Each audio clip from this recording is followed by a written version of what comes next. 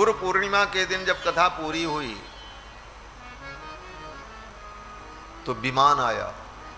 विमान में देवता लोग बैठे थे। देवताओं ने धुंधकारी से कहा चलो इस विमान में बैठो, तुम्हारे लिए हम विमान लेकर के आए।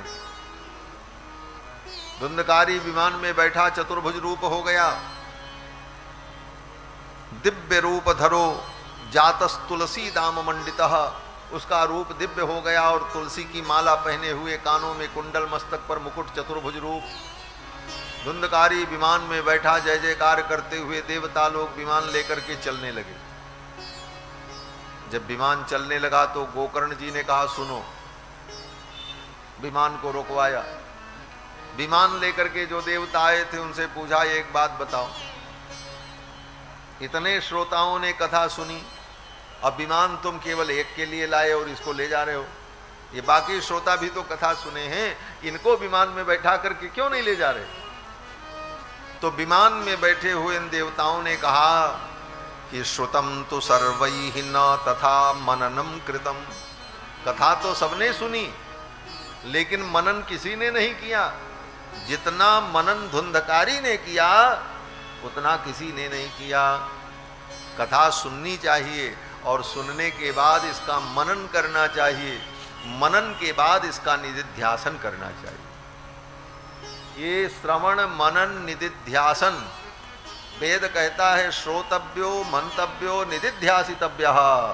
श्रवण करो, मनन करो, फिर निधिध्यासन करो। इसका मतलब बोले सुनने के बाद बार बार उस पर विचार करो, इसका नाम है मनन। और फिर बार बार विचार करने के बाद उसे स्वीकार करके अपने आचरण में उतार लो, इसका नाम है निधिध्यासन। कथा में आए तो आपने सुना, क्या सुना? बोले कथा में कहा सत्यम वद, सत्य बोलो। क्यों? बोले सत्य सबसे बड़ा धर्म है, धर्म न दूसर सत्य समाना। ये सब सुना और उसके साथ साथ ये भी सुना कि नहीं असत्य संपातक पुंजा, असत्य के समान कोई पाप नहीं, असत्य बोलने वाला व्यक्ति सदा अपवित्र रहता है। ये सब कथा में आपने सुन लिया। अब ये क्या हो गया? बोले श्रोतव्यो, सुन लिया, लेकिन सुन करके जाने के बाद फिर वही दुनियादारी प्रपंच में लगे रहे। बोले नहीं, उस पर बात चिंतन करो। महाराज ने बताया था सत्य धर्म है, सत्य बोलना चाहिए, असत्य पाप है। और उन्होंने उदाहरण भी दिया था, रामायण की पंक्ति बताई, शास्त्र के उद्धरण दिए। उन बातों का चिंतन करो जाने के बाद, इसका नाम है मनन। और चिंतन करने के बाद इस निष्कर्ष को स्वीकार कर लो कि हमें भी सत्य बोलना चाहिए। आज से अब हम झूठ नहीं बोलेंगे, इसका नाम निधिध्यासन है। तो श्रोतव्यो मंतव्यो निधिध्यासितव्यः, श्रवण करना, मनन करना और निधिध्यासन करना। सुनते तो हम हैं लेकिन मनन नहीं करते, निधिध्यासन नहीं करते, सुन के चले जाते। कितने लोग कहते हैं महाराज हमने तो इतनी बार कथा सुनी लेकिन याद एक भी नहीं रहता। तो जब मनन नहीं करोगे तो याद कहां से रहेगा? अगर मनन करते तो याद रहता, और जब याद रहता तभी तुम उसको जीवन में उतार पाते। तो कथा तो सुन ली लेकिन मनन नहीं किया, निधिध्यासन नहीं किया, तो अब उसका पूरा फल कहाँ मिले? हाँ, इतना जरूर मिलेगा, कुछ पाप नष्ट हो जाएगा। श्रुतम हरति पापानि, सुनने मात्र से कुछ तो पाप नष्ट होगा, लेकिन पूरा पूरा फल जो मिलना चाहिए वो नहीं मिला। तब लोगों ने कहा अरे हमसे इतनी बड़ी चूक हो गई, हम जानते तो ये सब करते, ऐसा ऐसे करते।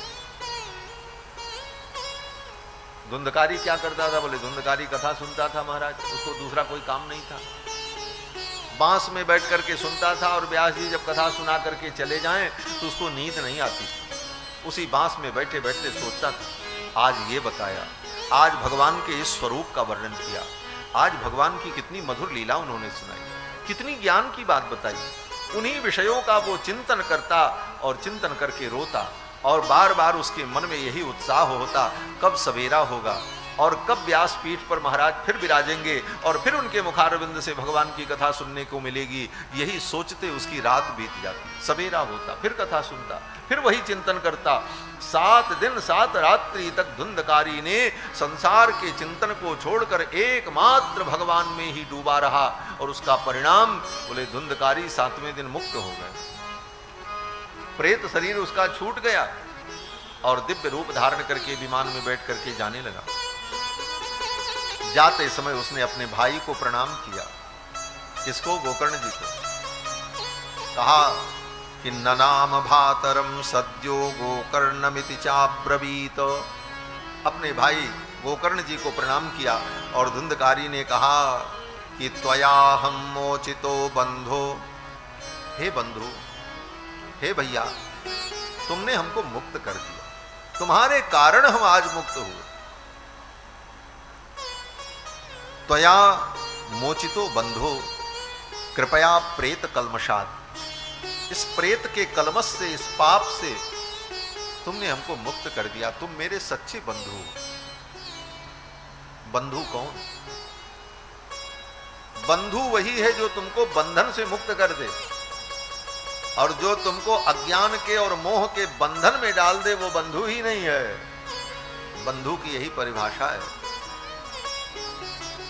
पिता न सस्यात् जननी न सा स्यात्। भागवत में ऋषभ देव जी महाराज जब अपने पुत्रों को उपदेश करते हैं तो कहते हैं वो पिता पिता नहीं है, वो माँ माँ नहीं है, वो भाई भाई नहीं है, जो तुमको संसार बंधन से मुक्ति का मार्ग न बतावे। अगर वो संसार का मार्ग बता रहे हैं तो न तुम्हारे वो पिता हैं न तुम्हारी माँ है, वो तुमको बंधन में डाल रहे हैं। सच्चा बंधु, सच्चा हितैषी कौन? बोले जो तुमको संसार बंधन से मुक्त करने का ज्ञान दे दे, वो तुम्हारा सच्चा अपना है। गोस्वामी तुलसीदास जी महाराज भी कहते तुलसी सो सब भांति परम प्रिय, पूज्य प्राण ते प्यारो, जाते हो ये स्नेह राम पद एतोई मतो हमारो। जिसके संबंध से भगवान के चरणों में प्रीति हो, जो तुम्हें भगवान से जोड़ दे, वही तुम्हारा सच्चा हितैषी है। उससे बड़ा हितैषी और कोई नहीं। धुंधकारी ने कहा भैया तुमने हमको मुक्त कर दिया, धन्या भागवती वार्ता प्रेत पीड़ा विनाशिनी। ये भागवत की वार्ता तो बड़ी धन्य है जिसने मेरे प्रेत पीड़ा को समाप्त कर दिया। और धुंधकारी ने भागवत की बड़ी महिमा गाई। सूत जी कहते हैं हे मुनियों, फिर तो सनकादिकों ने भागवत के श्रवण की विधि बताई। क्या विधि है? बोले सबसे पहले तो कथा सुनने की उत्कट इच्छा हो, फिर कथा के लिए आवश्यक वस्तुओं का संग्रह कैसे हो इस पर विचार करना चाहिए, क्योंकि बिना धन के कुछ नहीं होता। लिखा तो यहां तक है कि विवाहे जादृशम वित्तम तादृशम परिकल्पयेत। अपनी क्षमता के अनुकूल एक बेटी के ब्याह में जो तैयारी करनी पड़ती है उतनी तैयारी करनी चाहिए। विवाहे जादृशम वित्तम तादृशम परिकल्पयेत। और फिर बोले फिर सुंदर स्थान का चयन करना चाहिए, और सुंदर स्थान चयन करने के पश्चात वक्ता का चयन करना चाहिए। वक्ता कैसा हो? बोले विरक्त हो, वैष्णव हो, भगवान का भक्त हो और ब्राह्मण हो। भागवत का वक्ता ये भी बड़ा विवाद का विषय बना, आप लोग तो जानते ही हैं। क्यों नहीं कर सकते? बोले सब व्यक्ति सब कुछ नहीं कर सकता। बोले संविधान सबको बराबर अधिकार देता है। बोले संविधान एक देश के लिए होता है, वो सार्वभौम सिद्धांत नहीं होता। जिस संविधान की दुहाई लोग देते हैं उस संविधान की सीमा है, वो संविधान केवल भारत की सीमा में मान्य है। भारत से बाहर चले जाएं तब ये संविधान लगेगा। इसी धरती पर वो संपूर्ण विश्व में लागू नहीं है, तुम्हारे केवल एक देश की सीमा में। और उस देश में भी वो संविधान केवल मनुष्यों के लिए लागू है, पशु के लिए वो संविधान नहीं है। कोई पशु किसी को मार दे तो उसके ऊपर 302 का मुकदमा थोड़ी चलता है। वो संविधान की सीमा केवल मनुष्यों के लिए है। और उस संविधान से तुम धर्म का निर्णय करने चले हो। धर्म स्वयं में एक शाश्वत संविधान है। वेद शास्त्र ये स्वयं में एक सनातन संविधान है धर्म का, जो पूरे ब्रह्मांड के लिए है, संपूर्ण सृष्टि के लिए, एक एक जीव के लिए है। एक पशु को भी तुम दुख दोगे तो हमारा धर्म संविधान कहता है इसका पाप तुमको भोगना पड़ेगा, इसका फल ये हो। ये शाश्वत संविधान है। और ये संविधान, इस संविधान के जो नियम हैं वो अपने स्वयं के नियम हैं, उसमें तुम्हारे नियम लागू नहीं होंगे। सब बात बराबर नहीं होती। दूध तो बकरी का भी होता है और दूध गाय का भी होता है, और दूध जो है कुतिया का भी होता है। तो कहो दूध दूध सब बराबर। तो जहां पर शंकर जी का अभिषेक करना हो वहां कुतिया के दूध से अभिषेक होगा? संभव है? यद्यपि वो दूध है, वह दूध उस बच्चे के लिए पोषण कारक है जो उसका बच्चा हो, परंतु जहां दूध की बात आएगी वहां तो फिर दुष्टाम गाम परित्यज्य कम कह दुहेत छीलवतीम खरीम। शास्त्र कहता है कि अगर ये कहा जाए कि दूध से भगवान को स्नान कराओ तो किसका दूध दुहने जाओगे? गाय का दूध दुहने जाओगे। अरे बोले वो गाय लात मारती है। बोले भले लात मारती है, उसके लात को बांध करके दूध निकाला जाएगा, लेकिन दूध उसी का रहेगा। गदही खड़ी रहेगी सीधी साधी तो उस गदही के दूध से अभिषेक नहीं होगा। दुष्टाम गाम परित्यज्य कह दुहेत छीलवतीम खरीम। खरी माने गदही। तो जहां पर शास्त्र जो संविधान बनाता है वह शास्त्र संविधान धर्म के लिए मान्य होता है, और धर्म के नियम में तुम्हारा संविधान और तुम्हारी दलीलें लागू नहीं होती। जो धर्मशास्त्र कहता है भागवत सुनने से फल मिलेगा, वही धर्मशास्त्र कहता है इसको कैसे सुनना चाहिए। तो उस बात को भी तो मानो है? वो कैसे सुनना चाहिए, किसको सुनना चाहिए, कौन सुनाएगा, उसकी विधि क्या होगी, ये भी वो बताता है। तो संपूर्ण बात को मानो तब तो ठीक, और नहीं तो कुछ भी मत मानो, फिर भागवत को भी मत मानो। तो भागवत कैसे सुननी? बोले सुनने सुनाने वाला वक्ता विरक्त हो, वैष्णव हो, और विप्र हो, और पुरुष हो। हाँ, पुरुष वक्ता, स्त्री वक्ता और नपुंसक वक्ता व्यास पीठ पर बैठकर भागवत की कथा सुनाने अनुष्ठान करें, ये विधि नहीं। इसीलिए आज तक के इतिहास में कहीं कोई बता दे 18 पुराण महाभारत रामायण कहीं किसी स्त्री ने व्यास पीठ पर बैठ करके कथा सुनाई हो, हमको कोई बता दे। कहीं लिखा है? आज तक मिला? इतनी कथाएं सुने कहीं कोई स्त्री सुनाती रही हो भागवत? लेकिन आज सब चल रहा है, कलयुग है। उस कथा से मनोरंजन तो होगा लेकिन पुण्य नहीं होगा। जिस पुण्य की प्राप्ति के लिए, कल्याण के लिए कथा होती है वो प्राप्त नहीं होगा। मनोरंजन होगा, भगवान की चर्चा हो जाएगी, उस चर्चा से लोगों को आनंद मिल जाएगा, अच्छा लगेगा, लेकिन पुण्य जनकता व छेदकता उसमें नहीं होगी। जो शास्त्र कहता है पुण्य जनकता व छेदकता, वो नहीं होगी। उससे पुण्य उत्पन्न हो, पुण्य जनकत्व धर्म उसमें हो, वो नहीं होगा, और न उसका कोई फल होगा। चाहे करोड़ों रुपए लगा करके कर डालो, कोई मतलब नहीं, व्यर्थ है। तो कैसा वक्ता हो? बोले योग्य हो, तपस्वी हो, विद्वान हो, विप्र हो, आचरण संपन्न हो। ये नहीं कि पुरुष है, पढ़ा लिखा है, वेश भी साधु का है, लेकिन होटल में खाता है। बोले तो उससे भी कथा मत सुनो। हाँ? आचरण संपन्न हो। आचारहीनम न पुनंति वेदा। कोई कितना भी वेद शास्त्र पढ़ ले, लेकिन आचार विचार से हीन है तो वेद भी उसको पवित्र नहीं कर सकते। आचार हीनम न पुनंति वेदा यद्यप्यधीता सह षड्भिरंगई ही। 6 अंगों के सहित वो वेद का अध्ययन कर ले, शास्त्र पढ़ ले, लेकिन वेद भी उसको पवित्र नहीं कर सकता अगर वो आचारहीन है। अब ऐसे ऐसे वक्ता मिलेंगे महाराज, हमने देखा है। यात्रा कर रहे हैं, सड़क पे गाड़ी किनारे, सड़क पर कहीं गाड़ी रोक दी, बढ़िया होटल देखा, चलो यहीं खा लेते हैं, बढ़िया गोभी का पराठा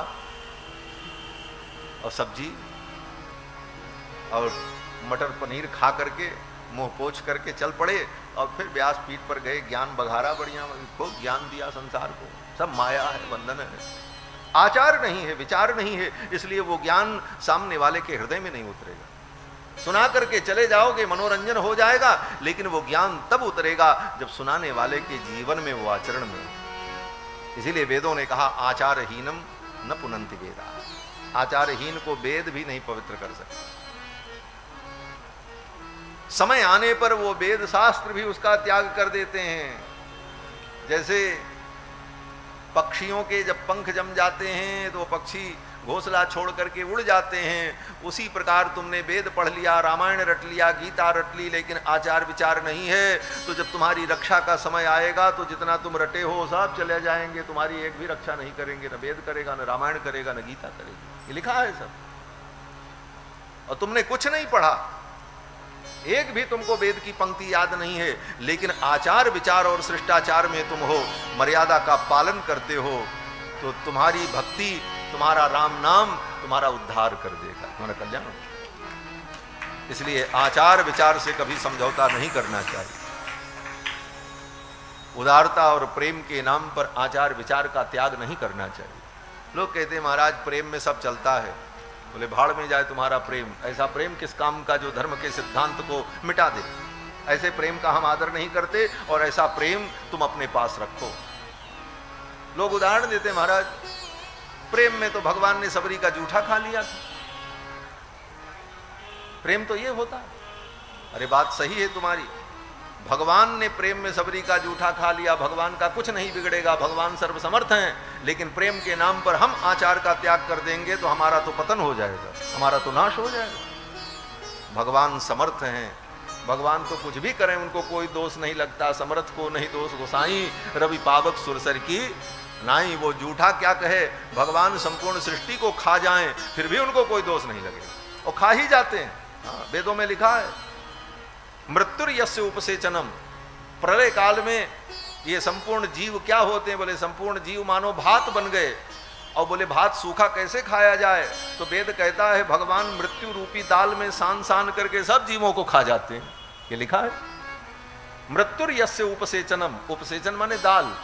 तो जैसे भात सूखा गले के नीचे नहीं उतरता और उसमें दाल मिला ली जाए तो बड़े प्रेम से खाया जाता, उसी तरह मृत्यु को दाल बना करके संपूर्ण सृष्टि को अपने गाल में डाल लेते हैं भगवान। तो भगवान को तो कोई दोष नहीं हो, तो भगवान। लेकिन हम सोचें कि हम आचार विचार त्याग दें, प्रेम में सब कुछ चलेगा, बोले सब भ्रष्ट हो जाएगा। इसलिए आचार हीनम न पुनंति वेदा। तो भागवत का वक्ता कौन हो, विरक्त हो, वैष्णव हो, ब्राह्मण हो, पुरुष हो और आचार संपन्न हो और दृष्टांत कुशलो धीरः। अनेक प्रकार के दृष्टांत देकर भक्त को समझाने की क्षमता रखता हो और निष्प्रिय हो। वेद शास्त्र विशुद्धिकृत, जिसने वेद शास्त्र को ठीक ठीक पढ़ा हो, 6 महीने के भागवत वक्ता का कोर्स न किया हो। 6 महीने के भागवत वक्ता का कोर्स लोग करा रहे हैं आज तक। कोर्स कर लीजिए, व्यास बन जाइए। अब भागवत में कहाँ वेद की बात लिखी है, कहाँ किसी स्मृति की बात लिखी है, धर्म क्या है, उसका निर्णय देने की क्षमता ही नहीं। क्यों, बोले शास्त्र पढ़ा ही नहीं।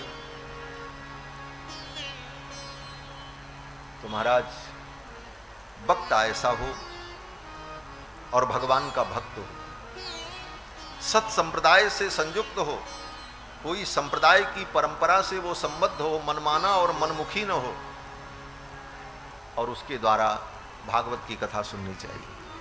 और किसके द्वारा नहीं सुननी चाहिए ये भी लिखा, अनेक धर्म विभ्रांता,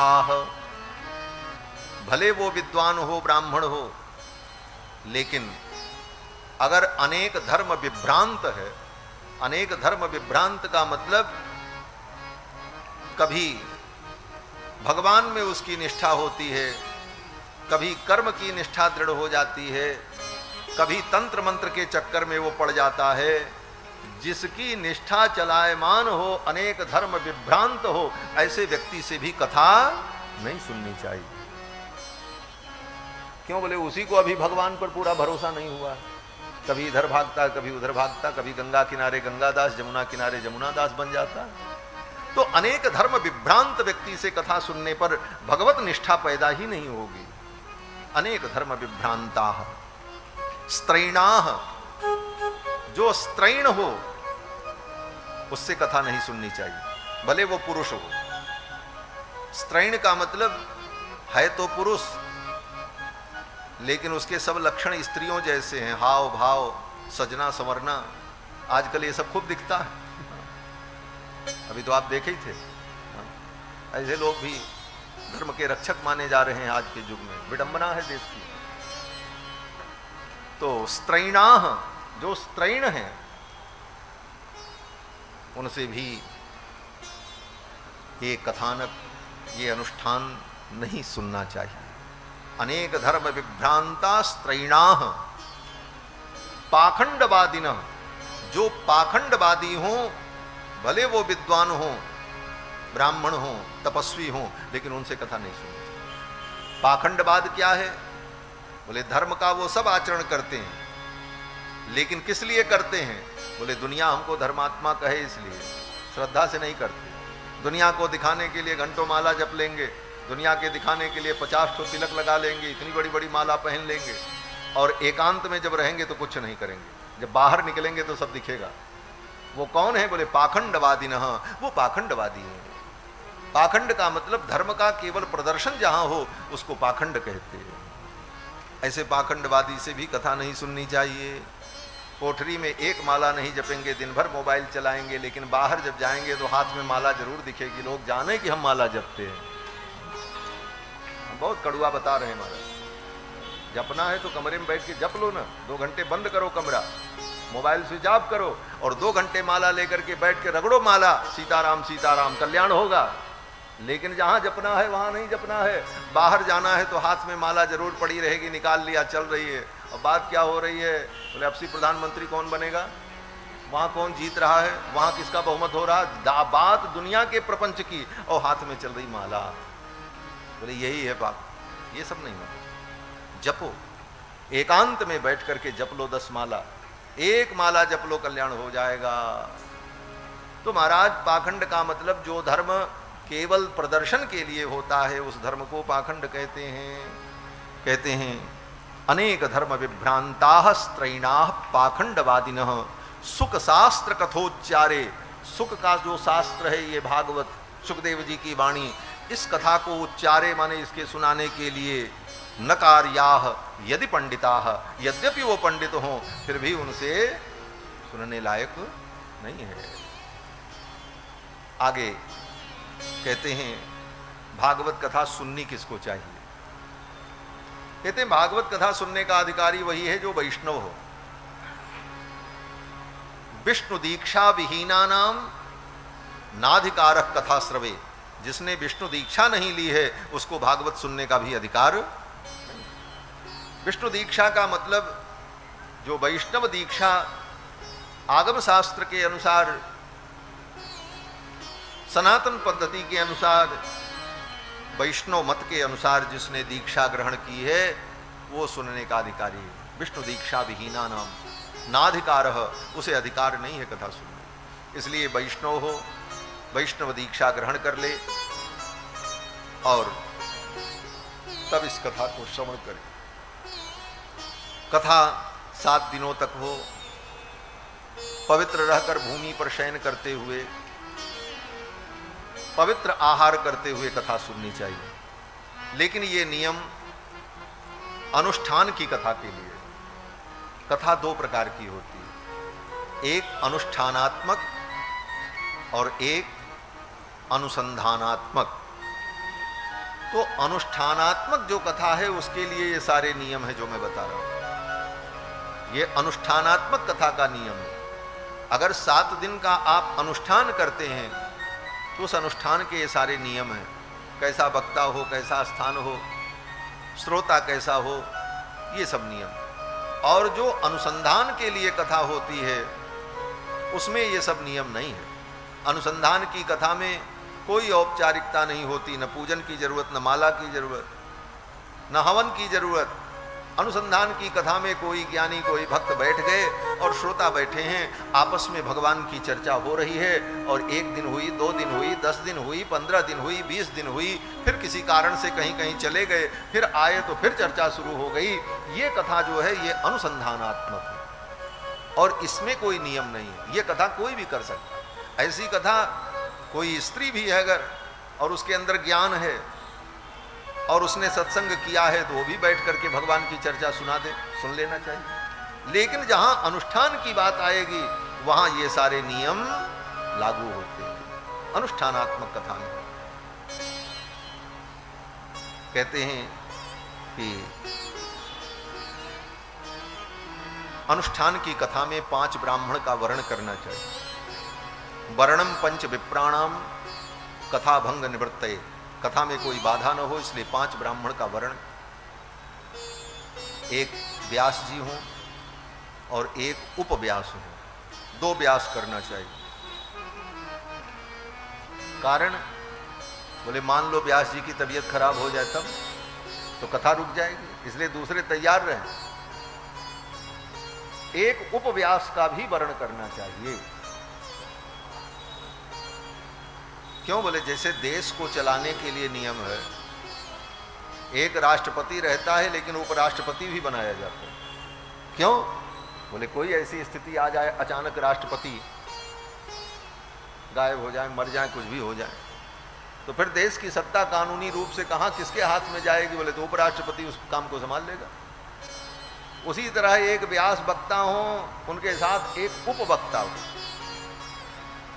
और 3 अन्य ब्राह्मण पाठ करने वाले, जप करने वाले और कर्मानुष्ठान संपादित कराने वाले। ऐसे तो 4 लोग ही मिलकर के सब कर लेते हैं, 3 ब्राह्मण और एक वक्ता 4। लेकिन एक जो उपवक्ता हैं वो उपवक्ता ऐसे हों जिनके अंदर सब कला हो। अगर वक्ता बीमार हो जाए तो कथा भी सुना दे।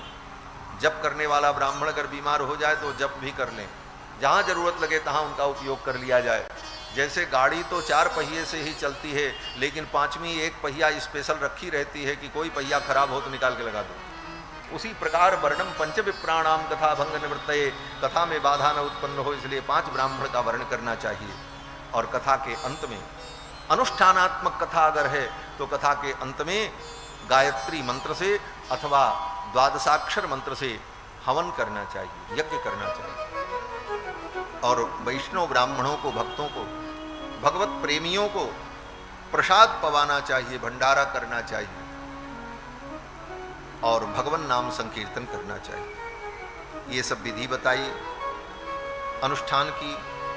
और फिर कहते हैं कि कथा के अंत में सब लोगों ने कीर्तन किया। कथा के अंत में जब कीर्तन हुआ तो उस कीर्तन में भगवान भी प्रकट हो गए हरिद्वार में। सभी भक्तों ने भगवान से कहा, प्रभु जैसे आज आपने कृपा की है, हमारी कथा में आपने दर्शन दिया, ऐसे जहाँ भी आपका गुणानुवाद हो आप अपने भक्तों पर ऐसे सदा कृपा करते रहना।